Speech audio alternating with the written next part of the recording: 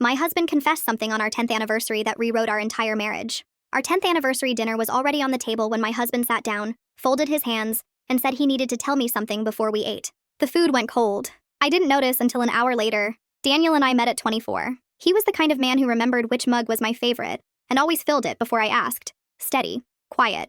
The kind of steady you stop noticing after a while. The way you stop noticing a wall that's been holding the roof up for years.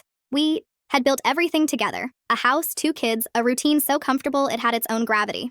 Mia was 8, Sam was 6. Every Friday was pizza night. Every Sunday Daniel made eggs. For 10 years I thought I knew exactly who I had married. He didn't look at me when he started talking. He looked at his hands. He told me that for the first 3 years of our marriage he had been drowning. Silently. A darkness he didn't have a name for. That he hid so carefully I never once saw it. He said there were mornings he sat in the car in the driveway for 40 minutes before he could make himself come inside. He said I would wave at him through the kitchen window and he would wave back. And that wave, my ordinary distracted wave, was sometimes the only thing that made him walk through the door. Didn't say anything for a long time. He slid a small notebook across the table. Worn brown cover, pages swollen with use. He'd been writing in it for 10 years. Not a journal. More like evidence. Small moments he was afraid he'd forget. The way Mia laughed the first time she heard an echo. The exact words Sam said when he learned to ride his bike. The morning I burned the pancakes and we ate them anyway, and I laughed so hard I cried. Page after page of ordinary moments he had collected like they were the only things keeping him tethered. That's when I understood. I had been living inside his reason for staying,